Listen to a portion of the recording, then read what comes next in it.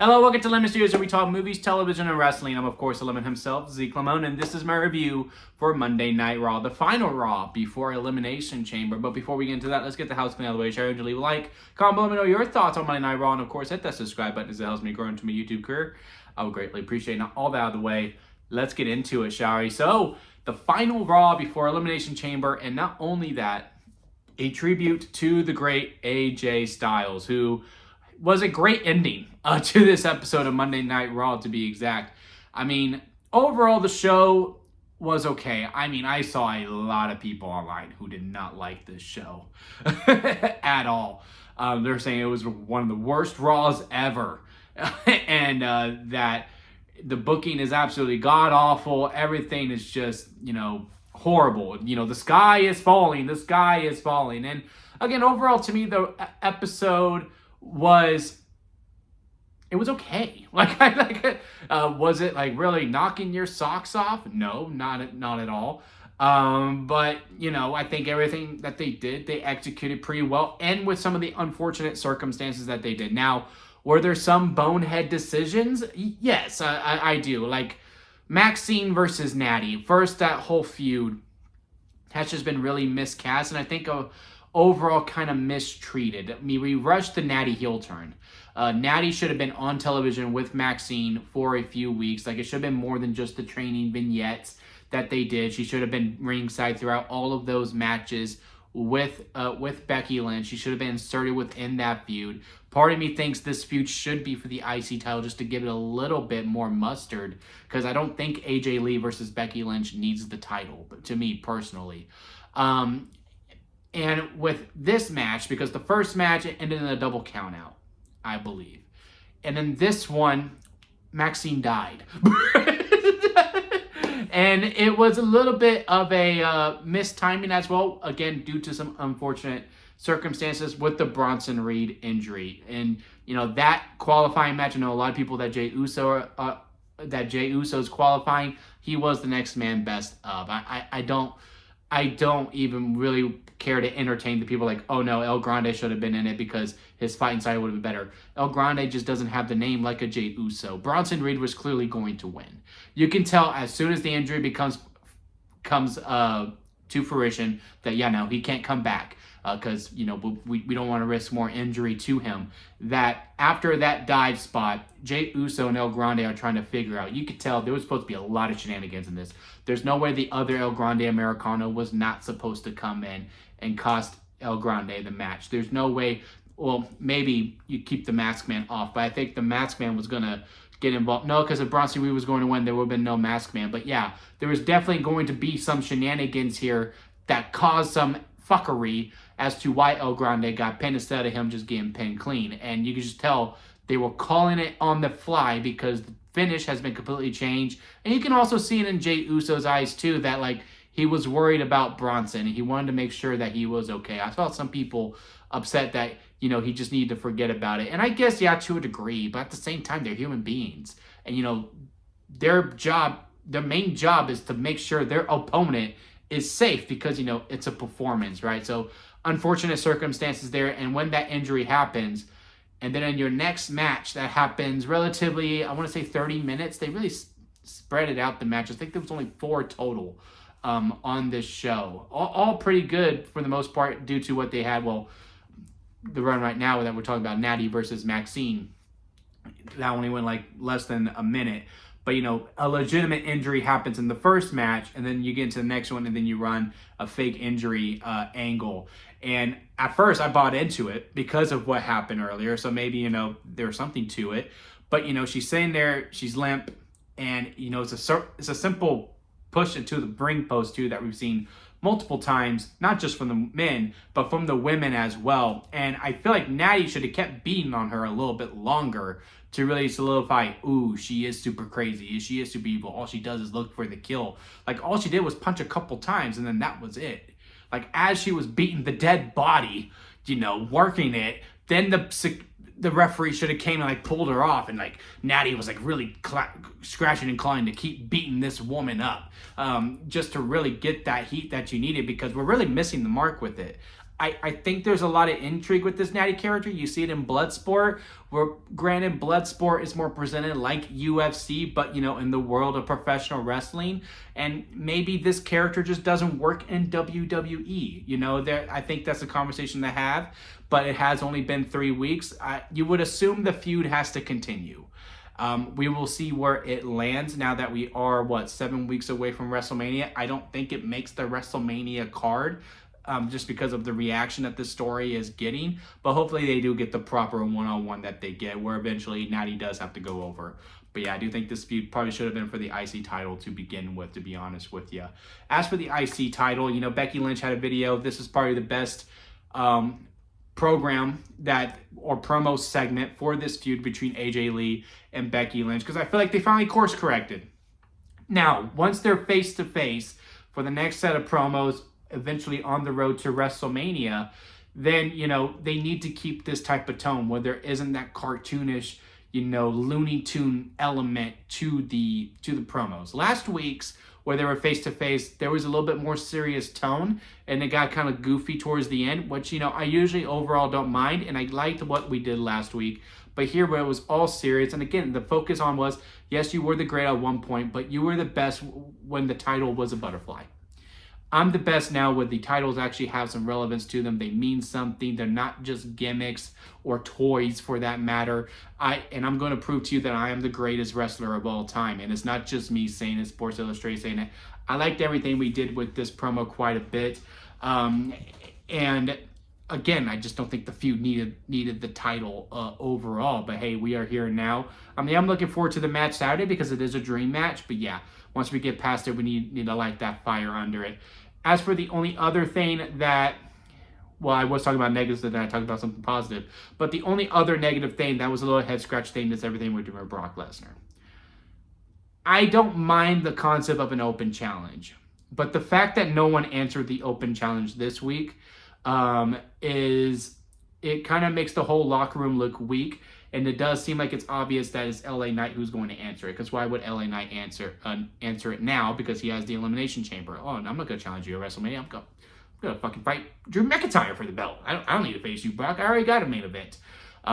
And Gunther was already kicked out of the building from the kickoff. Really good hot start to Monday Night Raw with Gunther coming out like, we shouldn't be celebrating AJ Styles. We should be celebrating me because I'm still here and AJ is gone and, you know, he's weak and I'm better because I retired. You Goldberg, John Cena, and AJ Styles. Very good hot start there. So there's some reasoning for that if it is to be those two, but clearly it should have been Oba. I mean, the whole crowd was chanting for Oba to come out. Oba was in the building. Sure, he sidetracked with Rusev, but, you know, after Rusev leaves, you just go, ooh, Brock's doing an open challenge at WrestleMania? Okay, let me go on out there and let me show him what's up about what this young gun can do. Now, overall, do I think you should do Oba versus Brock now? No. And the reason for that is because it's too soon. Because Brock is not going to lose at WrestleMania. And now, which is why I am more inclined to go with the LA Knight decision. Because LA Knight can't handle the loss. He has lost. As long as you book the match 60-40, I think Lesnar does retire at SummerSlam. It's going to be in Minnesota. And therefore, we're going to keep Lesnar strong up until SummerSlam. Where then Oba Femi slays the beast and retires the beast. I know everyone's like, oh no, it's got to be Gunther. But I think Gunther does face him, but this is the one career that he couldn't kill, and Oba takes that kill, and therefore at next year's Mania, me super over planning for WrestleMania 43 in Saudi, it's Gunther versus Oba, because he took the one kill that he couldn't get. You know what I mean? But yeah, overall, the segment, again, with just the execution that no one answered this week, it makes the whole locker room, for the most part, like afraid of Brock Lesnar, which I guess could be the point of it. He is, you know, the beast incarnate. He is now the third main event of WrestleMania, because now we have the 2 title matches and then the Brock Lesnar match, which was the Undertaker streak match. Promo was fine. I just didn't like the whole execution of the open challenge. I don't mind the idea of an open challenge. I just felt like tonight was the wrong time to kick it off for the most part. But besides that, everything else was fine. Javon Evans versus Kofi Kingston was fun. I liked the little bit that we saw of voice keys on Stephanie McMahon's podcast. I do need to actually catch that episode still. Now, overall, would I like to be presenting voice keys with promos and actually on the television and the ring, or doing the video package that we did with Oba? Sure. Would I have even a mind voice keys answering Brock Lesnar's challenge? Well, maybe not, because again, if Brock's not losing at Mania, I don't want to put them in that position, especially so early on. But I do like the fresh coat of paint that we are doing with Royce. Okay, we're going to present him on this podcast. We're going to let everyone get to know him personally. Then we'll put him out in the ring. So there, and the idea of that being, hopefully he gets a little bit more attachment to the audience, and the crowd really wants to see him succeed after they hear his story, because he has one hell of a story. I mean, that one snippet that I heard was like, damn, that's freaking crazy. And it does make me want to tune into the episode more, even though I was going to tune into it to begin with. So I appreciate the freshness, but yeah, I would have liked a little bit something more traditional. So clearly I'm the problem. Raquel versus Io versus Kyrie was, again, a very, very fun match to me. Raquel going over kind of stings me a bit. Like, I'm such mixed feelings, because I've been a huge Raquel Rodriguez supporter for the longest time. I mean, she's from my dad's area, and from where he grew up. So therefore he automatically cheers her on, which makes me want to cheer her on, right? Like, I've always been a huge defender of hers. But y'all know Io Sky is my favorite girl wrestler. She's honestly making a hard consideration that she might be my favorite women's wrestler of all time. Like, that's how much I love her, right?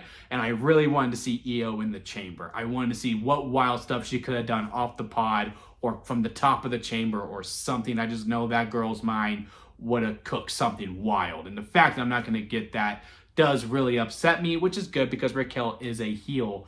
But I am happy for Raquel to be in there. Is she going to win? No. I think now it is between Tiffany Stratton and Rhea Ripley, and I hope Rhea Ripley gets the win. Because again, if this rumor that now it won't be a triple threat for the WWE title, it might be 5 or 6 men, then you need to make one of the women's matches the main event, to me personally.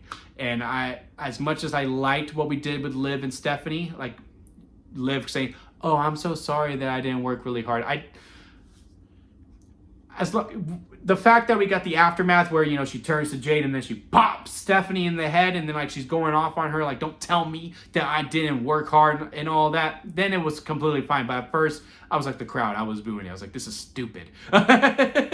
But I knew she was going to pick Stephanie, so I was like, okay, I mean, as long as she talks shit about it afterwards, then it's all good, which she did.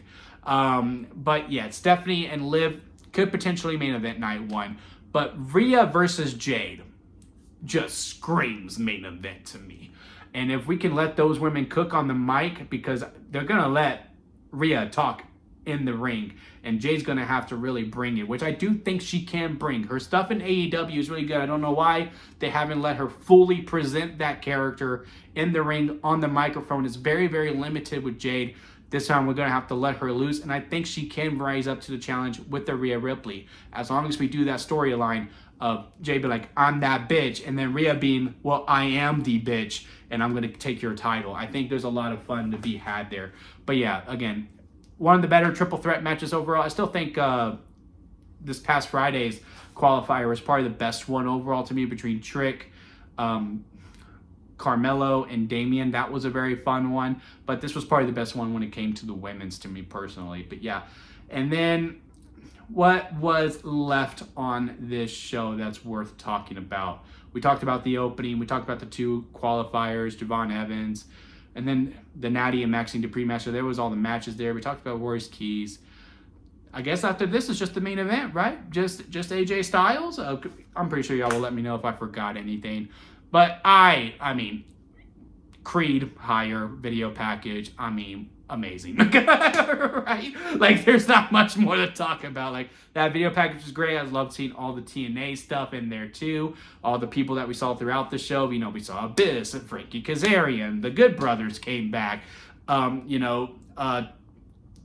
Tonga and Talatonga, or Tama Tonga and Talatonga. No, not because his last name's not Tonga.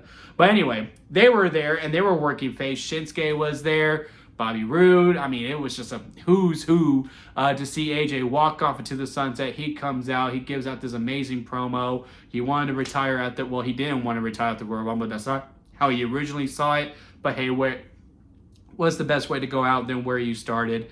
And how he didn't take his gloves off because he wanted to leave them here at home. Gave this beautiful speech to his wife as well that actually got me a little teary-eyed. But I also couldn't help but think about Samoa Joe. Oh, Wendy! Again, but I was still very emotional because, you know, they're such a good couple. Especially with the way that he talked about her on Stephanie McMahon's podcast, too. It was just like, man, I want to find love like that. And then The Undertaker comes out, which at first kind of pissed me off. Now, y'all know me. Undertaker is my favorite of all time. He is the reason I got into WWE, and I am on the path that I am on, right? To talk about it with y'all and to establish this passion that I have with this guy being number 2 on my all-time list. But this was AJ's moment, and the fact that, you know, everyone else coming out, you know, they're doing the clap was cool. But it's like, why the Undertaker gotta get his dong out? You know what I mean? Like, why did he gotta play his music? Let me play my music. Let me get on my motorcycle. But when it became apparent what he was doing, and that now the Undertaker's role in WWE, which I think is very, very fitting. Whoever thought of this idea, we need to give him a raise, because Undertaker's roles is to deliver the dead bodies to their final destination, right? To let them rest in peace. So now, in a way, because he did to Stephanie, he did to AJ, and he even kind of admitted it. You know, it used to be, if you see me coming, it's already too late. But now, if you see me coming, it means you're going. And I'm inducting you into the Hall of Fame. I really hope this is the thing now. Like, when you see The Undertaker, like, you know, ESPN will be there, you hear the dong. He just comes out, and he's like, you're going into the Hall of Fame. Or a legend comes out on Raw, you hear the dong, and then he comes out, because now he's not delivering bodies to their grave. He's delivering legendary careers to their final resting place, which is the Hall of Fame, which I found very, very fitting. And you could tell AJ had no idea what was going on. He was so confused, but like, what the fuck are you doing? And then when he heard about the Hall of Fame, he's hugging, then he hugs his family, and then the way he turns, he goes, Hall of Fame, baby! I was like, damn, it was just such a good ending to an overall okay episode of Raw, but man, what a way to go out. You know what I mean? Like, you know, strawberry lemonade level of going out, because that is the best kind of lemonade here. But yeah, let me know y'all's thoughts on this episode of Monday Night Raw. Leave a like if you made it this far with the review. It's a little bit of a long one, so I appreciate that. And hit that subscribe button, as I am trying to grow into my YouTube career. And don't forget to squeeze the days, guys, because life is too short not to give you also squeeze every opportunity that you can. And until next time, I'll see you here at Lemon Studios.